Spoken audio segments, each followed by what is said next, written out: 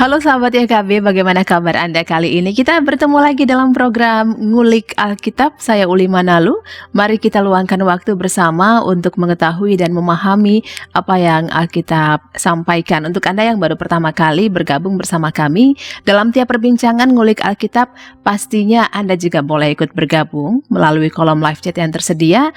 Anda boleh sampaikan pertanyaan atau komentar Anda terkait apa yang diperbincangkan kali ini. Sudah hadir di studio Pendeta Dr. Thomas Kartomo dari GKI Maleo Raya Bintaro yang akan membantu kita memahami naskah Alkitab dan juga melihat bagaimana kita bisa merefleksikannya di kehidupan yang saat ini. Kita berbicara mengenai penderitaan nih kali ini. Kita sapa dulu. Pak Pendeta, terima kasih sudah kembali meluangkan waktu. Ya. Salam sejahtera pemirsa Ngulik Alkitab baik yang di studio maupun yang di rumah. Iya, aktivitas pasti ada saja setiap hari ya Pak Pendeta ya. Betul. Tapi tetap bisa meluangkan waktu untuk membantu kita sahabat YKB memahami apa yang Alkitab ingin kita ketahui begitu. Berdasarkan 1 Petrus 3 ayat 13 sampai 18 ya Pak Pendeta. Betul, Bu. 1 Petrus 3 ayat 13 sampai 18. Bisa dibuka Alkitab kita masing-masing. Nanti kita akan membacanya. Sebelum kita membaca naskah Alkitab kita kali ini, kita berdoa Bapak. Baik. Silakan. Mari pemirsa kita berdoa bersama. Bapa yang maha baik, Bapa yang maha mulia, Bapa yang maha tahu, dan Bapa yang maha bijaksana. Pada hari ini kami bersama-sama hendak mempelajari dan mendalami firman-Mu. Kami mohon Engkau memberkati, mengurapi kami dengan Roh Kudus-Mu, sehingga pikiran kami dibukakan dan dicerahi, hati kami dipersiapkan seperti tanah yang baik yang siap menerima taburan benih firman Tuhan. Demikian juga kehendak dan niat kami boleh diarahkan kepada kehendak yang baik. Kami menyerahkan sepanjang percakapan Ngulik Alkitab ini dari awal hingga akhir di dalam nama Bapa, Putra, dan Roh Kudus. Amin. Amin. Baik, langsung saja sahabat YKB. 1 Petrus 3 ayat 13 sampai 18. Mari kita baca. Menderita dengan sabar, itu judul perikopnya. Dan siapakah yang akan berbuat jahat terhadap kamu jika kamu rajin berbuat baik? Tetapi sekalipun kamu harus menderita juga karena kebenaran, kamu akan berbahagia. Sebab itu janganlah kamu takuti apa yang mereka takuti dan janganlah gentar. Tetapi kuduskanlah Kristus di dalam hatimu sebagai Tuhan. Dan siap sedialah pada segala waktu untuk memberi pertanggungan jawab kepada tiap-tiap orang yang meminta pertanggungan jawab dari kamu tentang pengharapan yang ada padamu. Tetapi haruslah dengan lemah lembut dan hormat, dan dengan hati nurani yang murni, supaya mereka yang memfitnah kamu karena hidupmu yang saleh dalam Kristus menjadi malu karena fitnahan mereka itu. Sebab lebih baik menderita karena berbuat baik, jika hal itu dikehendaki Allah, daripada menderita karena berbuat jahat. Sebab juga Kristus telah mati sekali untuk segala dosa kita. Ia yang benar untuk orang-orang yang tidak benar, supaya ia membawa kita kepada Allah. Ia yang telah dibunuh dalam keadaannya sebagai manusia, tetapi yang telah dibangkitkan menurut roh. Begitu ya Pak Pendeta? Iya. Ini diberikan judul Deritamu, Bahagiaku, dan Sorgaku. Begitu ya? Betul. Kita berbicara mengenai penderitaan. Kalau boleh dibilang, setiap orang punya penderitaannya masing-masing. Betul. Tapi kita samakan dulu persepsi kita. Kita mau lihat dulu, berbicara mengenai apa sih penderitaan sebenarnya. Silakan, Baik, sebelum pemirsa bersama-sama kita masuk pada pokok temanya, penderitaan Kristus itu adalah kebahagiaan kita dan juga surga bagi orang yang percaya. Kita akan melihat dalam pemahaman yang secara umum terlebih dahulu, Ibu Uli. Betul. Nah, jadi kalau kita melihat pemahaman penderitaan secara umum, penderitaan itu dimaknai sebagai suatu keadaan yang menyakitkan atau menyedihkan yang harus ditanggung oleh seseorang. Oke. Jadi konsep dasarnya seperti itu. Nah, Kamus Bahasa Indonesia menuliskan atau mendefinisikan dengan rumusan seperti itu. Nah, kalau kita melihat coba dalam referensi kamus-kamus yang lain, kamus bahasa Inggris, penderitaan itu diartikan sebagai suffer, gitu kan ya, sebagai kondisi yang menyakitkan, pain, kondisi yang affliction, hardship, dan lain-lain. Iya. Yang semua itu menceritakan tentang keadaan yang penuh dengan rasa sakit, penuh dengan beban, penuh dengan kesulitan, penuh dengan tekanan. Nah, itu gambaran yang mengatakan tentang keadaan menderita itu, yang serba sulit adanya. Nah, itu pemahaman secara umum digambarkan seperti itu. Iya. Jadi pemirsa, kita akan melihat gambaran umumnya seperti itu. Yang namanya penderitaan adalah situasi yang menyakitkan, menekan, dan membuat kita itu merasa beban berat dan kondisinya lebih sulit. Jadi dalam definisi seperti itu kita akan berdiskusi lebih dalam untuk membahas tentang bagian ini. Iya. Penderitaan itu apakah tiba-tiba dia hadir dengan sendirinya atau bagaimana begitu? Iya, ada pandangan yang berbeda di dalam memahami penderitaan ini. Pemirsa nanti bisa mengikuti pengembangan ini. Iya. Yang pertama, orang berpikir bahwa penderitaan itu diciptakan Tuhan. Dengan asumsi mereka mengatakan segala sesuatu ini kan Tuhan yang menciptakan karena Dia asal dari segala sesuatu. Termasuk penderitaan. Diasumsikan termasuk penderitaan. Jadi Tuhan dituduhkan, oh Dia menciptakan penderitaan. Tapi bagian yang kedua mengatakan Tuhan itu enggak menciptakan penderitaan. Dia maha baik, Dia maha mulia, Dia maha suci, maha kudus, maha bijaksana, dan lain sebagainya. Nah, dua hal ini menarik sekali. Kalau kita berasumsi pada yang bahwa Tuhan tidak menciptakan, maka selesailah tinggal mencari tokoh lain yang siapa sih yang menciptakan. Tetapi pada bagian yang pertama tadi mengatakan Tuhan juga turut andil dalam adanya penderitaan ini. Namun dipahami Tuhan menciptakan penderitaan tidak secara langsung. Tetapi yang diciptakan adalah hukum alam, yang kalau hukum alam itu ada yang melanggarnya, konsekuensinya penderitaan. Jadi menciptakan aturan, menciptakan rule, kalau orang melanggarnya, dia menderita. Sama kalau saya gambarkan dengan pemerintah membangun penjara. Bukan dimaksudkan untuk menderitakan masyarakat rakyat, bukan? Tetapi penjara itu dibangun kalau ada orang yang melanggar hukum, maka disinilah tempatnya. Bukan tujuannya untuk membuat masyarakat menderita, hanya konsekuensi dari sebuah hukum yang dilanggar. Nah, itu yang dapat saya jelaskan, Ibu Uli. Jadi sebab akibat. Betul. Ya? Jadi akibat dari suatu yang sudah diciptakan, sistem yang diciptakan, yaitu sistem hukum alam ini. Baik, kita pastikan lagi. Ada yang beranggapan penderitaan itu diciptakan oleh Tuhan, karena memang Dia sumber segala sesuatu, termasuk penderitaan. Tetapi juga ada yang beranggapan tidak diciptakan. Karena Tuhan itu baik. Karena Tuhan itu baik, maha murah, begitu ya Pak? Betul. Itu yang ditegaskan. Tapi ada juga secara tidak langsung. Dengan hukum yang Dia ciptakan tadi, kalau dilanggar, akibatnya adalah penderitaan. Siap. Itu yang perlu kita pahami dulu nih. Ngomongin soal penderitaan begitu ya. Kalau kita juga lihat dari apa istilahnya ya, kalau misalnya kita melakukan sesuatu yang salah, maka ujungnya adalah penderitaan. Tapi ada juga yang ini nggak salah-salah banget sebenarnya, tapi menderita juga. Begitu. Itu bagaimana? Di sini ada suatu hukum alam yang kalau dicermati juga efeknya penderitaan, sekalipun kita tidak melanggar. Misalnya orang lahir atau melahirkan dan dilahirkan itu dianggap sebagai penderitaan. Ibu-ibu yang melahirkan pasti menderita lah. Betul. Dalam arti kata mengalami sakit. Sakit, dan itu penderitaan yang luar biasa. Sekalipun endingnya bisa bahagia, tetapi dia melewati masa penderitaan. Bayi yang dilahirkan itu menderita. Tandanya gampang, bayi lahir langsung menangis.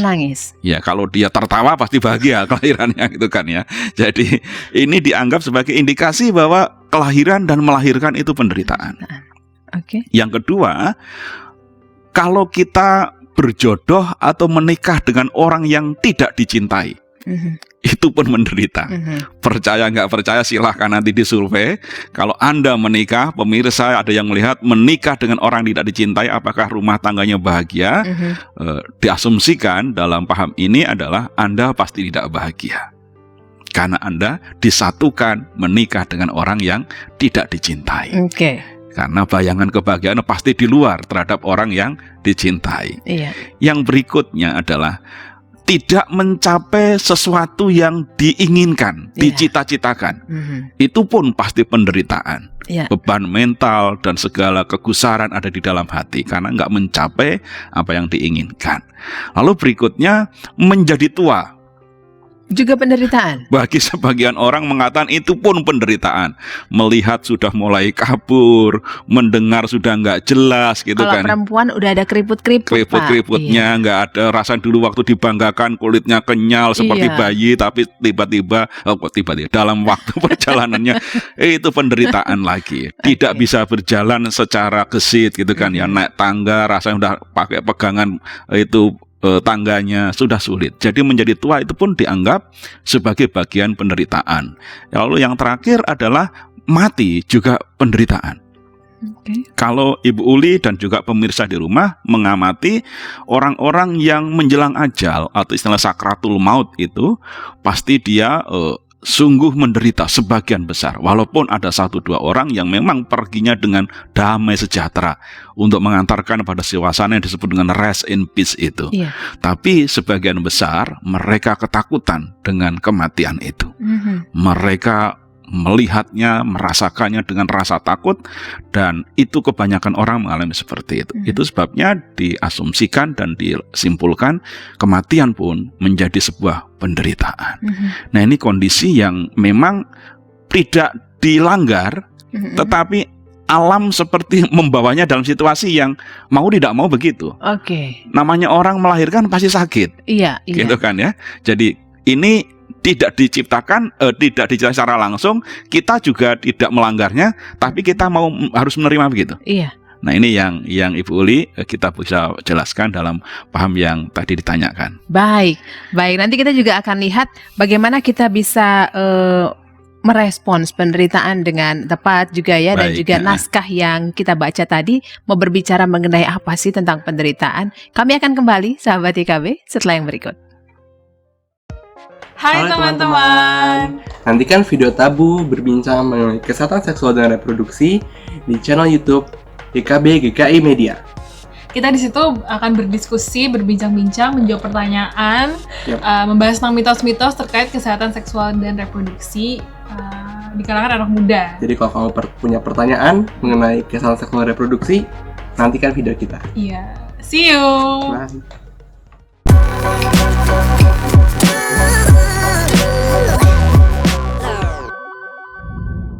Sahabat YKB, terima kasih Anda masih bersama kami dalam Ngulik Alkitab. Kami ingin menyapa Anda yang baru bergabung di sesi kedua ini.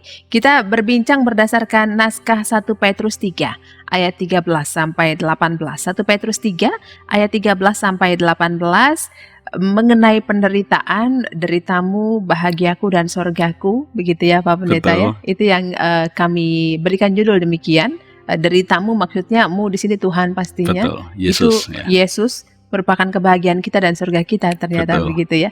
Penderitaan itu apa tadi di awal sudah disampaikan secara garis besar, hal-hal yang tidak mengenakan dan menyakitkan lah begitu ya. Betul. Kurang lebih Pak Pendeta itu yang kita perbincangkan. Tapi nanti kita akan lihat bagaimana sih kita bisa merespons penderitaan dengan tepat. Bisakah penderitaan ini membuat kita menjadi pribadi yang meresponsnya dengan benar? Karena kadang-kadang kalau kita merespons penderitaan begitu ya, hampir bisa dipastikan, walaupun tidak semua mengalami ini, hampir bisa dipastikan respons kita pun negatif begitu. Jadi penderitaan kita respons dengan negatif, ya menderita aja terus jadinya kan begitu nih. Nah, bagaimana Tuhan Yesus melalui Alkitab mengajarkan kita merespons dengan tepat kalau kita berbicara mengenai penderitaan. Tapi sebelum ke sana, penderitaan yang terjadi dalam kehidupan manusia bisa dibilang, mohon maaf kalau saya salah, mohon dikoreksi juga Pak Pendeta. Karena kesalahan kita sendiri sangat mungkin terjadi. Mungkin. Karena kesalahan orang lain juga bisa terjadi. Karena hukum alam kita pun bisa mengalami. Bagaimana Pak?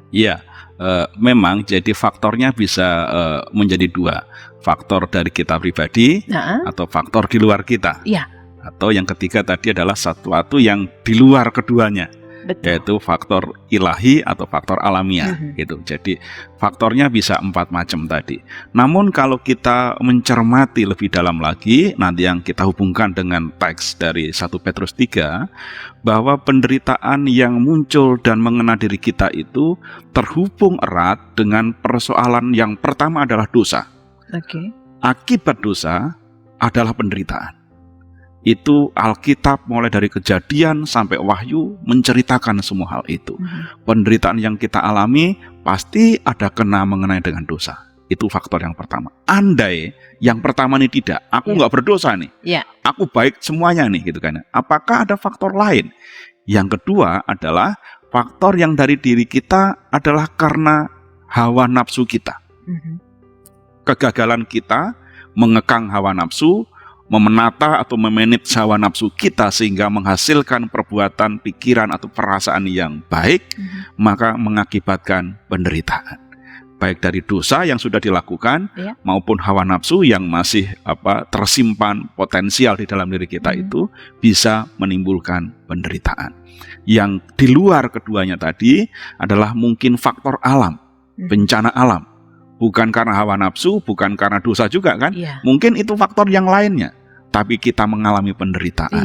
Lalu yang keempatnya memang ada hal-hal yang sifatnya misterius.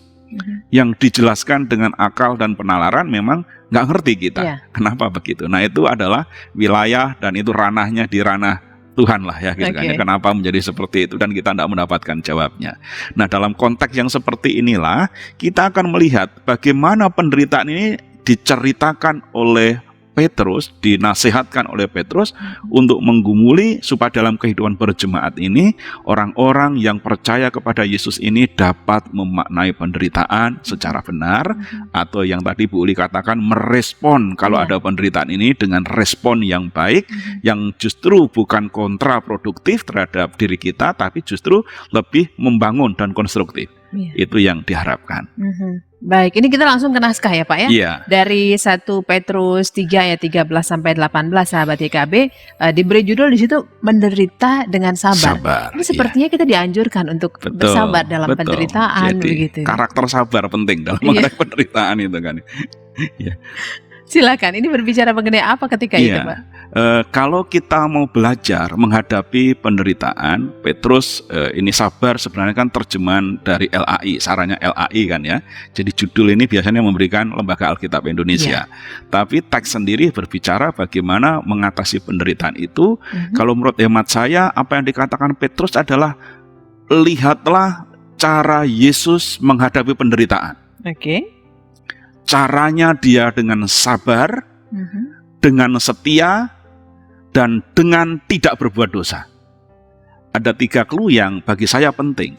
Menghadapi penderitaan dengan sabar, artinya tidak emosional dan reaktif dalam menghadapi penderitaan. Dicolek sedikit, sakit sedikit, reaksinya luar biasa. Enggak. Yang kedua setia. Orang menderita biasanya enggak kuat bertahan lama. Karena itu dibutuhkan kesetiaan. Sebagai keluarga yang mungkin pernikahan yang menderita, pemirsa bisa melihat apakah dia akan setia sampai akhir nanti. Nah disinilah ketika ada penderitaan di segmen keluarga, di ranah keluarga ataupun pekerjaan, kesetiaan, komitmen untuk bertahan sampai akhir. Nah ini menjadi saran atau sugesti juga yang disampaikan dalam meneladani cara Yesus menghadapi penderitaan. Lalu yang ketiganya adalah bagaimana Yesus ketika menghadapi penderitaan itu, ia tidak berbuat dosa. Alkitab menyampaikan, ia disiksa, ia disalibkan, ia dibunuh. Tetapi ia menghadapi semuanya itu dengan cara tidak berbuat dosa. Seringkali kalau kita ditekan, kita melakukan hal yang tidak sepantasnya. Seringkali kalau kondisi kita dibuat menderita, respon kita lebih dahsyat dari penderitaan itu. Mungkin ada orang mengatakan pembalasan selalu lebih kejam daripada awalnya. Itu sering sekali kita dengar. Kita nyubitnya sedikit aja, malah kita diteolnya lebih besar, gitu kan ya. Nah seperti itu. Nah respon yang seperti inilah yang menimbulkan dosa. Seharusnya kita tidak merespon sehingga tidak berdosa, tidak menambah dosa, tapi karena menderita respon kita justru menambahkan dosa. Nah tapi pada diri Yesus tidak. Kalau kita mengamati peristiwa mulai dari penyiksaan, penangkapan, penyiksaan, sampai penyaliban Yesus, bahkan pembunuhan Yesus, di situ respon Yesus selalu menunjukkan respon yang luar biasa sabarnya. Orang yang menghina dia katakan, ya Bapak ampuni dia, karena dia tidak tahu sebenarnya apa yang dilakukan. Kepada orang yang dulunya jahat kepada dia memberikan pintu maaf yang sebesar-besarnya. Ini respon. Kepada orang yang memukul dia, meludahi dia, ngasih minuman yang asam, dan lain sebagainya, dia semua respon dengan hal yang baik. Inilah kunci untuk kita tetap setia, tetap menjaga diri tidak jatuh dalam dosa ketika menghadapi penderitaan. Karena dalam kondisi menderita, kita kadang-kadang lepas kontrol, emosi kita tidak bisa ditahan, dan cara pikir kita juga tidak jernih dan bersih lagi. Nah, di situ maka saran Petrus dalam konteks ini adalah, ya ikutilah teladan Kristus yang menderita sampai mati di atas kayu salib, namun tetap setia dan tidak berbuat dosa. Nah, itu respon Yesus. Baik, masing-masing kita pasti punya pasti punya tip tersendiri. Betul. Ketika mengalami penderitaan, begitu. Satu dengan yang lain sudah pasti berbeda cara-caranya, begitu kan ya. Tapi yang mau kita samakan adalah bagaimana kita bisa melihat Kristus bisa bertahan luar biasa dalam penderitaan yang dia alami. Ada yang bilang gini, dia kan tapi anak Allah, Pak Pendeta. Betul. Seharusnya tidak mengalami penderitaan dong. Iya. Begitu. Bagaimana ini? Iya. Memang kalau kita berbicara dari sisi keilahian Yesus, sebenarnya kita bisa katakan, loh, Yesus kan maha kuasa juga. Betul. Kan? Penderitaan seberapapun dahsyatnya ditiup bus gitu aja kan selesai, lenyap gitu kan ya. Tetapi yang menarik, Yesus ini mengerjakannya dan mengatasinya bukan cara seperti itu. Tetapi justru dia masuk ke dalam penderitaan itu, mengalami penderitaan itu, dan justru berperang terhadap penderitaan itu yang prosesnya panjang. Nah, kenapa ini dilakukan? Kok tidak langsung seperti model zaman dahulu ada kadabra itu kan ya, hilang, terjadilah sesuai dengan apa yang saya katakan. Ada kadabra itu artinya seperti itu. Terjadilah menurut apa yang saya katakan. Dalam kitab Kejadian terjadi seperti itu, bukan? Ketika Allah menghalau menciptakan itu, terjadilah seperti ini, terang. Jadilah begini, jadilah begitu. Itu konsep model ada kadabra tadi. Tetapi yang Yesus lakukan ini berbeda. Kenapa? Karena dalam penderitaan Yesus ini ada kaitan dengan tema kita. Penderitaan ini adalah untuk membahagiakan orang yang dicintai dan untuk menyediakan tempat yang membahagiakan, yaitu surga bagi umat yang disayangi. Jadi karena itu Yesus memberikan teladan kepada umat manusia ini supaya menjalaninya dengan baik. Yang diambil langkahnya adalah Yesus berbela rasa terhadap penderitaan manusia ini. Dengan bela rasa itu artinya Yesus tidak hanya ongkang-ongkang dari jauh seolah-olah tidak merasakan penderitaan. Allah pun mau turut merasakan penderitaan manusia. Itu sebabnya dia tidak langsung mengusir atau dengan sabdanya, dengan ada kadabra model dahulu gitu, lalu melenyapkan. Tapi tidak. Dia mau berserta dengan umatnya, merasakan penderitaan itu, memperjuangkan hidup dalam penderitaan itu, dan bagaimana menang mengatasi penderitaan itu. Bela rasa beda loh dengan partisipasi. Yesus tidak berpartisipasi terhadap penderitaan. Partisipasi itu artinya kan part, sebagian. Jadi Yesus tidak cuma merasakan sebagian deritanya manusia. Enggak, Yesus membela. Membela itu dia pasang badan. Mengambil semua penderitaan manusia, dan disitulah dia menunjukkan proses mengatasi penderitaan itu untuk menunjukkan kemenangan, dan kemenangan itu memastikan janji akan kebahagiaan dan surga bagi orang yang dibelanya, yaitu orang percaya. Begitu Ibu Uli yang digambarkan kira-kira. Baik. Jadi pada bagian itu kita bisa melihat bagaimana Yesus all out. Betul. Begitu ya, bela rasa terhadap kita, begitu ya, Pak Pendeta. Oke, kita nanti juga akan lihat bagian lain ya. Bagaimana kita bisa memahami dan merespons penderitaan dengan baik, tentunya berdasarkan apa yang Tuhan inginkan kita lakukan. Alkitab yang kita fokuskan dari 1 Petrus 3 ayat 13 sampai 18. 1 Petrus 3 ayat 13 sampai 18. Kami tetap mengundang Anda untuk bisa berbincang bersama kami sahabat YKB melalui kolom live chat yang tersedia. Sesi berikutnya akan kita jelang usai yang satu ini. Halo, jangan lupa saksikan Word of this Week kata minggu ini setiap hari Sabtu pukul 6 pagi. Itu saja.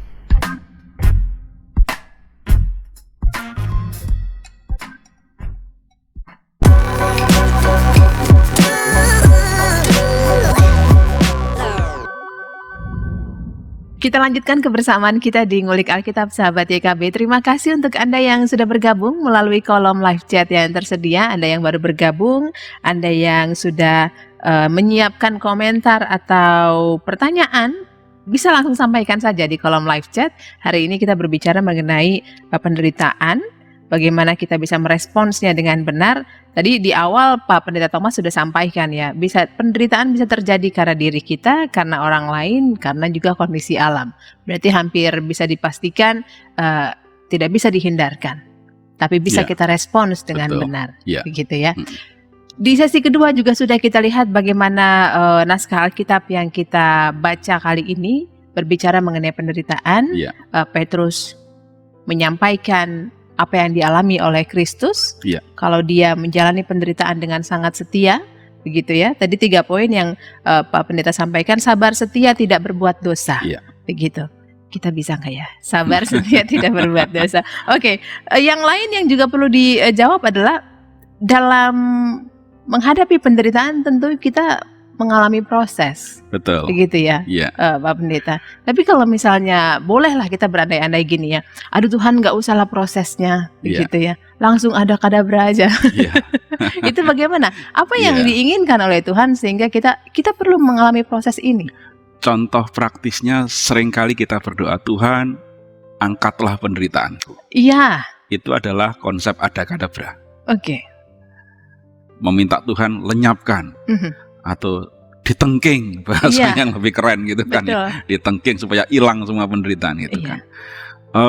Oke, kalau kita melihat pada tahap yang paling mula-mula, paling awal atau paling purba atau primitif gitu kan ya, Kejadian 1 menggunakan konsep seperti itu. Tetapi berikutnya cara Allah menciptakan tidak begitu.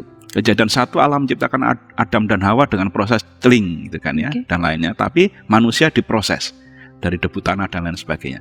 Setelah mereka, Adam dan Hawa, prosesnya tidak lagi begitu. Proses panjang.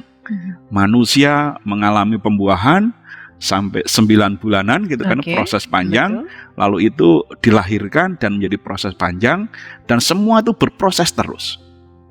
Apa yang mau saya katakan? Kalau saya mengamati sebagian besar dari keadaan dan cara Tuhan mengatur dunia ini, semuanya dengan proses. Maka bagi kita yang ingin mendapatkan spirit kuat mengatasi penderitaan ini adalah, yuk kita berproses, menjalaninya dalam proses. Orang berdoa, Tuhan suburkan tanahku, suburkan ladangku. Oke, apakah Tuhan bisa membuat ladang menjadi subur langsung ada kadabra? Bisa. Tapi Tuhan tidak memakai itu. Tuhan menyediakan hukum alam, proses alam, di mana ada penggemburan tanah, mencangkul, memupuk, dan lain sebagainya, mengairi dan lain sebagainya, bukan? Itu adalah proses. Tuhan mengerjakan dengan cara-cara seperti itu. Nah, dalam menghadapi penderitaan, kita pun mesti tunduk dengan hukum proses ini. Dengan demikian kita tidak akan bahagia kalau kita membayangkan aku nggak mau berproses. Maka dalam menghadapi penderitaan ini, ayo masuk dalam proses mengatasi penderitaan itu. Disitulah kebahagiaannya itu. Nggak ada orang masuk perguruan tinggi langsung dikasih ijazah. Ya harus mengikuti proses belajar selama 4 tahun atau 3,5 tahun, begitu bukan? Hanya orang menikah aja yang dikasih ijazah duluan gitu kan ya, baru berproses. Baru gitu berproses, kan. Oh iya betul Pak, betul. Gitu kan ya, sertifikat nikahnya dikasih dulu, lalu jalanilah bisa atau tidak bisa. Nah, tapi intinya mau dikatakan adalah proses. Semua itu proses yang diberikan. Nah, disinilah kita diajak melihat penderitaan. Ayo diikuti dengan proses, karena ketika kita menjalani proses itu nanti, kita akan mendapatkan hikmah atau manfaat penderitaan. Nah, kalau kita tidak melalui proses, kita tidak bisa merasakan dan menemukan hikmah atau manfaat penderitaan. Jadi penderitaan ini punya manfaat ya? Iya, ada manfaatnya, ada hikmahnya pasti. Begitu. Oke, baik. Nah ini kalau masa-masa sekarang ini nih Pak Pendeta, bisa dibilang waktu kita sebagian besar di sosial media ya, sahabat IKB ya. Iya. Banyak sekali informasi beredar, tapi alangkah baiknya kalau kita juga mencerna dulu dengan baik informasi-informasi itu. Berbicara mengenai penderitaan, iya dia itu melakukan dosa makanya dia menderita, gitu kan? Kadang-kadang kita mudah sekali menyampaikan itu. Tapi ini juga kita bahas, begitu. Iya. Bagaimana dosa tadi melahirkan penderitaan, Betul. begitu kan? Dia sudah melakukan hal-hal ini makanya Tuhan menghukum dia dengan itu. Dia sudah melakukan dosa. Sebenarnya kita harus melihat itu bagaimana? Iya, itu adalah bagian kecil dari pemikiran. Memang dosa bisa mengakibatkan penderitaan, tetapi tidak semua penderitaan akibat dosa. Jangan kebalik. Jangan digeneralisir. Ya, jadi dosa mengakibatkan penderitaan. Pemirsa harap simak ini, tapi jangan menggeneralisir bahwa semua penderitaan adalah akibat dosa. Tidak. Ada faktor orang luar bisa mengakibatkan kita menderita. Di dalam Alkitab tadi adalah menderita karena kebenaran. Betul. Jadi baik. Bukan saja orang berdosa yang menderita, tapi orang yang benar pun bisa menderita. Nah ini supaya jangan terjadi miskonsep. Ya. Kita melakukan kebenaran oleh karena orang yang tidak suka dengan perbuatan benar kita, mengancam kita, menekan kita, lalu membuat kita menderita. Bisa jadi seperti itu. Itu diingatkan oleh Petrus. Dan Yesus berbicara, berbahagialah kamu kalau kamu melakukan kebenaran itu dianiaya atau sampai menderita. Matius pasal 5 disampaikan dalam khotbah di atas bukit oleh Yesus Kristus. Jadi jangan digeneralisir. Memang ada tempat-tempat tertentu yang kena wabah penyakit atau kena bencana alam, tapi jangan dikatakan oh itu dilaknat Tuhan. Oh tidak. Jangan terlalu gampang menghakimi seperti itu. Belum tentu semua itu seperti itu. Bisa jadi begitu, tapi tidak begitu juga bisa. Gitu ya. Jadi cara kita menilai jangan seperti itu. Sekali lagi bahwa penderitaan harus kita pelajari dan kita nikmati jalannya, prosesnya tadi, supaya dengan demikian kita merasakan kebahagiaan. Saya mengambil analogi begini. Seorang ibu yang sadar bahwa melahirkan itu menderita, tapi dia menyadari bahwa dia mau mengikuti proses melahirkan secara normal itu, sekalipun dia menderita. Apakah punya hikmah enggak dari penderitaan seorang ibu yang melahirkan? Pasti punya. Betul. Dan hikmah itu penting untuk menyampaikan nanti kepada keturunannya bahwa engkau lahir melalui derita ibumu, tetapi lahirmu itu menimbulkan bahagiaku. Penderitaan dijalani oleh seorang ibu. Itu sebabnya perlu sekali kita memahami apa sih hikmah dari penderitaan dan manfaat dari penderitaan yang dialami oleh manusia, sehingga dalam bahasa yang lebih teologis, kok Tuhan mengizinkan sih penderitaan? Apa sih hikmahnya itu? Nah, yang pertama, kalau Tuhan mengizinkan kita menderita, sebenarnya Tuhan mau mengajarkan kepada kita supaya kita lebih rendah hati, tidak sombong. Sehingga Tuhan izinkan kita menderita. Kalau kita tidak menderita kan jumawa, sombong, angkuh, bagaimana itu kan ya. Jadi kita lebih rendah hati dan berikutnya bersandar kepada Tuhan. Paulus pernah berdoa, Tuhan angkat penyakitku ini Tuhan, gitu kan. Tapi Tuhan sudah cukup, nggak usah, gitu kan. Nikmati aja. Nah kenapa lantas Paulus mengatakan, aku belajar artinya kerendahan hatiku, supaya di dalam kelemahanku nyata kekuatan Tuhan. Nah di situ artinya kita belajar rendah hati.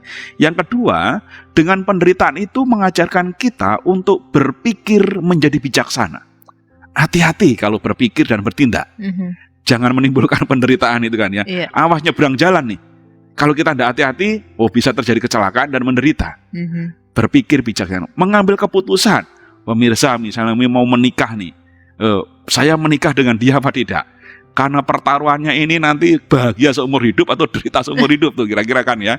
Maka berpikirlah dengan bijaksana dan hati-hati supaya nanti tidak menderita. Pacaran pun demikian toh. Saya macari dia, berpacaran dengan dia. Ini bahagia atau menderita? Pikirkan masa-masa sehingga dengan cara bijaksana engkau mengambil keputusan. Yang ketiganya, penderitaan juga mengajarkan kita untuk memiliki sifat bela rasa. Karena saya menderita, maka ketika melihat orang lain menderita, saya bisa empati kepada dia. Oh dia ketika aku susah dulu, rasanya nggak enak loh, dihina orang seperti itu. ketika aku lagi ngontrak dulu loh, rasanya nggak nyaman loh, diusir-usir oleh ibu kos seperti itu, gitu kan ya. Nah itu adalah bagaimana kita melakukan bela rasa terhadap penderitaan itu. Lalu berikutnya adalah penderitaan itu juga menjadi media untuk menguji kita supaya kita memiliki kepribadian atau sifat yang mulia, sifat yang teruji. Dengan menderita teruji loh, aku bukan orang gampangan, aku bukan orang yang mudah dijatuhkan. Tapi dalam penderitaan pun bisa kuat, bisa tough gitu. Lalu yang terakhir, dengan penderitaan itu ada dimaksudkan untuk membersihkan atau memurnikan hal-hal yang jahat di dalam diri kita. Zaman dahulu para pertapa, para rahib, para biarawan gitu kan ya, menjadikan dirinya menderita, terasing di tempat pertapaan, di tempat biara yang jauh dari keramaian, menderita sebenarnya. Nggak mengalami kebahagiaan seperti orang banyak nonton bersama keluarga, bersama pasangannya gitu kan ya. Enggak. Tapi itu dihayati, ini bagian untuk memurnikan segala motivasi dan niat di dalam mengikut Tuhan. Nah itu yang ditunjukkan, ada hikmahnya loh. Ketika orang menderita, tapi mesti sabar dan mengikuti proses. Kalau Anda sabar, menjalani proses sampai akhir, maka engkau akan mendapatkan, oh ini toh maksudnya Tuhan. Oh ini toh apa yang dimaui Tuhan, begitu. Begitu Ibu Uli. Baik. Nah ini kalau penderitaan tidak bisa dihindarkan begitu. Betul. Ya. Tapi paling tidak Pak Pendeta, jangan bertambahlah penderitaan itu. Misalnya begitu ya. Ada tips yang bisa diberikan supaya penderitaan tidak makin bertambah. Jadi penderitaan itu kalau saya pemirsa ya, coba melihat dari diri saya dulu. Supaya penderitaanku tidak tambah, kalau sekarang ini skalanya mungkin 1 sampai 20 gitu kan, supaya tidak meningkat jadi 30 gimana sih? Maka yang pertama adalah saya mesti mendandani pikiran saya dulu. Supaya saya punya pikiran yang utuh di dalam memandang dan memutuskan segala sesuatu. Jadi pikiran yang sepenuhnya, pikiran yang utuh itulah yang harus kita dandani. Cara berpikir yang benar. Lalu yang kedua adalah bagaimana supaya pikiran yang benar itu tidak menimbulkan eskalasi kepada yang lainnya. Maka saya harus punya tujuan yang benar. Kalau sudah berpikir benar, tujuan saya benar, itu menolong sekali. Ketika tujuan saya benar, baru dibarengi dengan tahap yang ketiga, saya harus punya pandangan yang benar. Tujuannya saya ke selatan, tapi pandangan saya tidak ke selatan, nggak benar juga nanti. Maka GPS-nya harus benar juga. Nah jadi pemikiran, tujuan, dan pandangan mesti sejalan, mesti benar. Pikiran lalu dilanjutkan dengan perkataan. Dalam mencapai tujuan, kalau perkataan saya tidak membangun tujuan itu, tidak mendukung tujuan itu, saya bisa gagal di tengah jalan. Saya menderita. Lalu yang berikutnya tindakan saya. Saya ngomongnya benar tuh, tapi kelakuan saya nggak benar, nah, gitu kan ya, menderita juga, gitu kan ya. Nah maka dibarengi dengan kelakuan yang benar. Setelah kelakuan benar, maka dilanjutkan dengan cara hidup yang benar. Cara hidup itu hubungan dengan masyarakat, dengan alam sekitar kita. Kalau kita nggak benar, ya bisa menderita.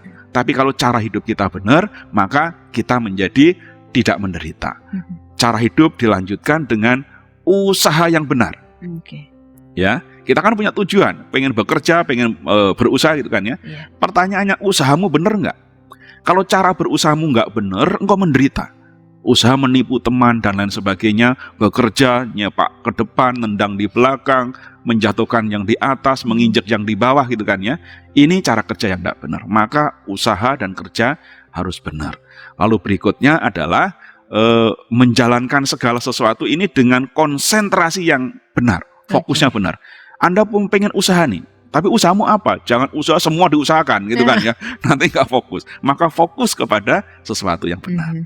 Itu Ibu Uli saya rasa yang dapat meminimalisir lah paling tidak, sekalipun tidak menghilangkan. Iya, betul. Karena kalau dilihat dari perbincangan yang pertama, ya bagaimana kita bisa menghilangkan itu begitu ya, karena sangat mungkin terjadi dari segala elemen begitu kan. Sahabat YKB, kita harus sudahi perbincangan kita di Ngulik Alkitab. Pak Pendeta, terima kasih sudah bergabung bersama kami.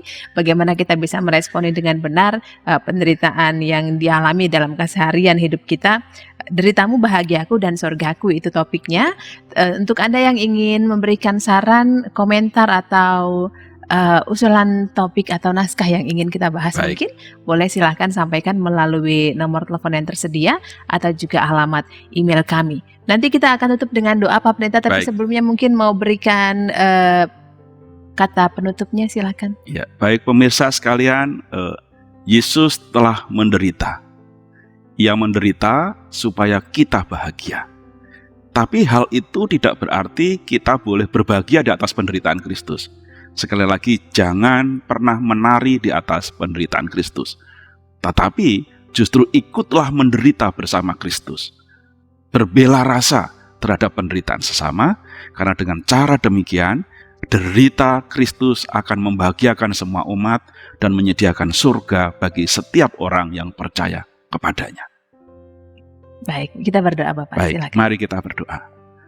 Bapa, mampukan kami melewati penderitaan dan segala proses yang harus kami hadapi dan jalani. Berikan kepada kami hikmat bijaksana, supaya cara kami merespon tidak menambah penderitaan, tetapi justru kami dapat meminimalisir penderitaan. Hanya dengan kekuatan Roh Kudus-Mu kami akan dimampukan. Karena itu, biarlah kami tidak menjadi sombong, tetapi rendah hati di dalam semua itu.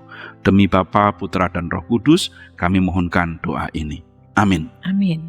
Terima kasih sudah bersama kami sahabat YKB. Kita bertemu lagi di Ngulik Alkitab berikutnya. Sampai jumpa.